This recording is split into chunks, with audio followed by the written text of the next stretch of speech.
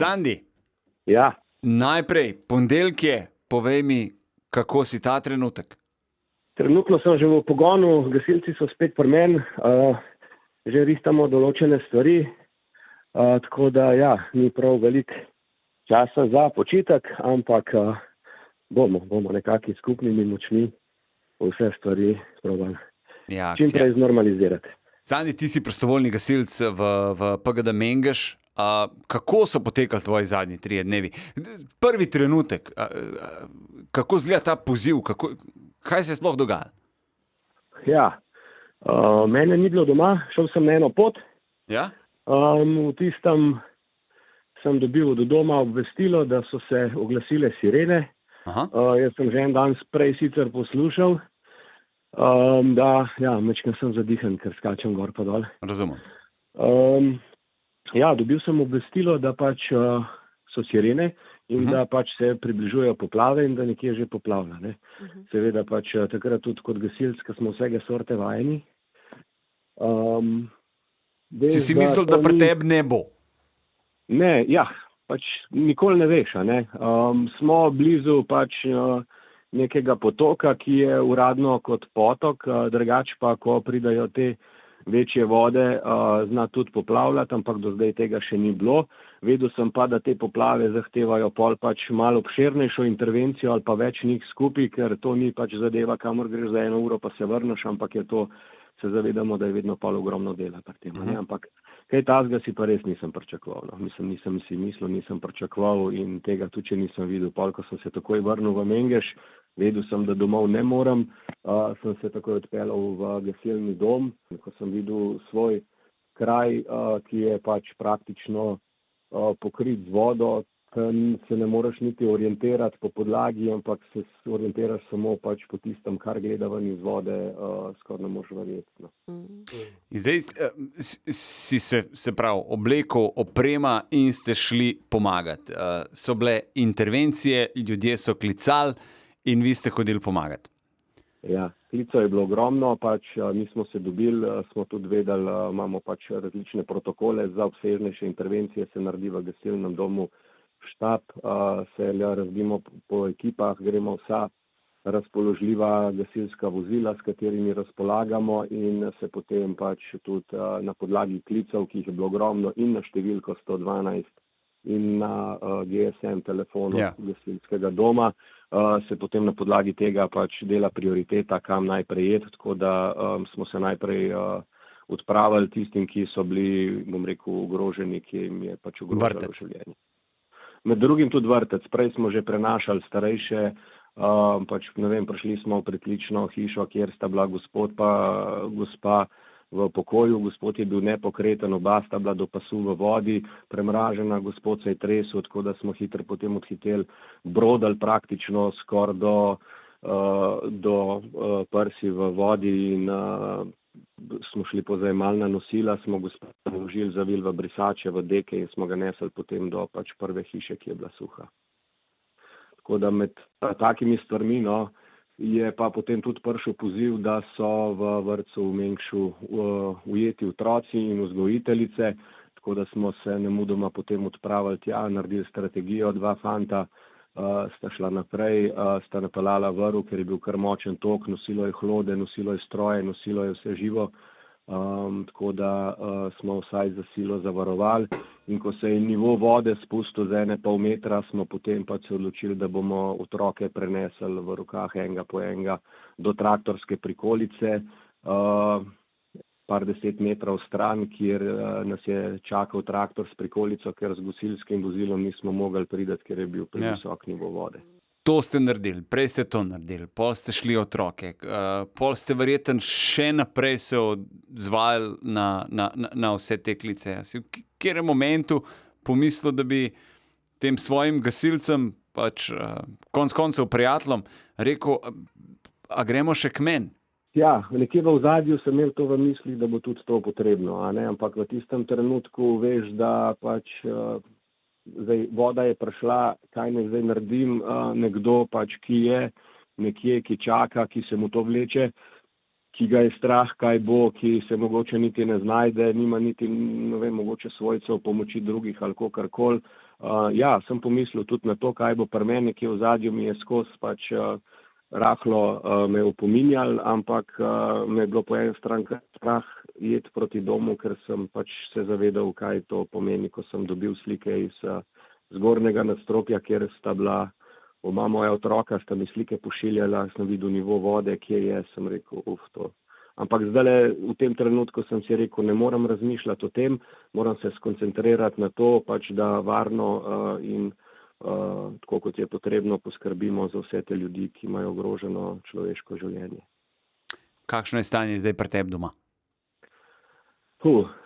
Trenutno že 3 dni praktično smo na nogah, prijatelji, znanci, sorodniki, vsi pomagajo, res je ogromen odziv, da bi se ob tej priliki tudi zahvalil vsem, ogromno sporočil dobivam, pač tista moja fotografija, ki je potem zaokrožila, ki je prijatelj Boštjan rekel, to je pa treba pač pomagati, sem rekel, lej, jaz se strinjam, ampak jaz nimam časa se s tem ukvarjati, rekel, lej, bom jaz pač nekaj napisal, no pol je pač ta zadeva zaokrožila, v glavnem, ne vem, polno glavo imam vseh stvari, sploh ne vem, kaj so že zdaj povedal, kaj še Sandi, je sploh kaj v redu doma? Deva tako, a je kaj v redu doma? V redu je to, da smo vsi živi pa zdravi. Ostalo pa ni. Ostalo pa ni? Ni, ničesar. Vse sem rekel, zdaj, če si, recimo, Denis, predstavljaš, greš po svojem stanovanju, pa greš v kopalnico, pa vzameš to, pa greš v kuhinjo, pa vzameš to, pa greš v dnevno sobo, pa v predal, pa med dokumente, pa na računalnik, vseh teh stvari, ki sem jih zdaj naštel, pač dejansko ni več. Ni več. Vse je bilo tudi, če bi lahko karkoli oblek preprali, vse je prepojeno s kurilnim oljem, ker se je prevrnila tudi cisterna in vse se je pomešalo s kurilnim oljem, smrdelje noter, alarm se je sprožil za strupene pline in dejansko ni tudi, če bi karkoli lahko opravil, praktično ni, vsa elektronika, komponente, računalniki, televizori, diski, vse to je šlo. Sandi, vse, kar mi lahko rečemo, je najprej hvala tebi, hvala tvojim prijateljem, hvala vsem gasilcem, policistom, civilni zaščiti, vojakom, vsem, ki ste se odzvali, tako kot se je odzval Sandi. Sandi, zate smo mi dobili toliko sporočil. Ja. Toliko so se... Moram reči, da si nek simbol vsej tej zgodbi, no? Te pomoči. Najbolj pogoste besede, ki se ta trenutek pojavljajo po Sloveniji, je stopimo skupaj. In si eden tistih, dajmo reči temu, ki moramo stopiti skupaj, pa to nekako vrniti nazaj, to tvojo nesebično pomoč. Druga stvar, ki jo lahko napovem v tem trenutku, je dobrodelni maraton. Skratka, mi kapljamo počasi cela ekipa nazaj z vseh koncev pač dopustov. Namreč to sredo oziroma pojutrišnjem bomo na Radiu 1 organizirali zbiranje sredstev za vse prizadete v poplavah. Zate, Sandi, za vse, ki so se znašli v podobni situaciji.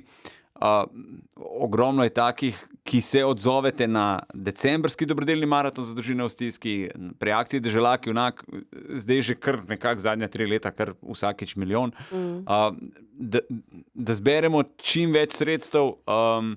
Ja, so tiste stvari, ki se recimo potrebujejo ta trenutek, kot so voda, oblačila, hrana in tako naprej. Za sanacijo se pa potrebuje denar. A sem kaj narobe rekel, Sandi? Ne, vse si prav povedal. Ogromno misli mi gre pač Denis po glavi in ekipa, tako kot ste vi rekli, dajmo stopiti skupaj. To je že, bom rekel, že stalno načelo tudi nas gasilcev. Mi smo vsi prostovoljci. Vse to, kar delamo in kamorkoli gremo, delamo brezplačno. Naj bo to na Krasu požar, naj bo to katastrofalna toča v Črnomlju, kamor tudi hodimo, ne vem, železniki, vse. Tako da tudi včeraj so fantje iz cele Slovenije praktično gasilci prišli, ker mi pač imamo le, ne vem, več kot 6,000 prebivalcev, ogromno hiš, gospodinjstev in mi ne moramo biti na vseh mestih naenkrat, da bi počrpali vso to vodo. Zato so fantje tudi prišli iz vse Slovenije, tako da tako, kot si rekel, nič nisi narobe rekel, vse drži, pa še ogromno stvari pač je povezanih s tem. Jaz bi tudi rad povedal, tudi jaz dobim ogromno sporočil na Instagram, na Facebook, na e-mail, SMS-ov. Zdaj na določene klice se sproti javljam, tudi povem, ne morem veliko govoriti, ker šparam baterijo, ker sem skozi v pogonu. Vsem se bom osebno zahvalil, ampak ne morem sproti niti odpisovati, ker bi lahko zdaj cel vikend 3 dni samo sedel pa pisal. In vsem bi rad sporočil, da se bom vsakmo posebej zahvalil, karkoli so ponudili, kakršnokoli pomoč, spodbudne besede, vse, tako da res hvala vsem. Je Sandi, pa ne res, rabiš. da pač... Hvala si že rekel. Ja, poglej, čistko, pač nisem edini, pač ljudje mi pišejo heroj, ono tretje. Ja, to se je izpostavila, taka situacija je bila splet okoliščin, ampak ogromno je še herojev po celi Sloveniji, tudi če niso gasilci, tudi če prime lopato, pa pomaga pač pesek vlaga. Tam sem videl mladi fantje, moški, ženske, mamice, so vsi probali po svojih močeh za vse druge polniti vreče s peskom, zato ker so se zavedali, da pač z vsako vrečo ali pa s parimi vrečami lahko ti pač marsikaj rešiš. Tako da res hvala vsem in gasilcem in vsem drugim službam in ostalim prostovoljcem. Planinci so prišli pomagati, so prišli kar do hiše, so rekli, kaj imate za prijeti, tega je ogromno. Pač to, če bi sam delal, bi delal par mesecev. To je to. In to je to, kot je rekel Denis, tako da ja. V bistvu ne prosimo nemogoče, ampak vsak po svojih zmožnostih in je to. Točno tako. Pomagam 5 na 1919. Sandi, tebi želimo vse dobro, upam, da se kmalu slišimo z spodbudnim novicam zate, za vse, ki ste se znašli v podobni situaciji. Ljudje, če ste v redu, tako kot smo mi v studiu, ker smo čisto vsi v redu, pošljite SMS, pomagam 5 na 1919, kot rečeno, pa smo se na hitro zbrali, da to sredo naredimo en tak dobrodelni maraton. Koliko zberemo, jaz pravim, vsak evro pomaga, vsaka roka, vsaka lopata, vse to pomaga. Hvala vsem. Sandi, srečno. Hvala. Hvala lepa, srečno vsem.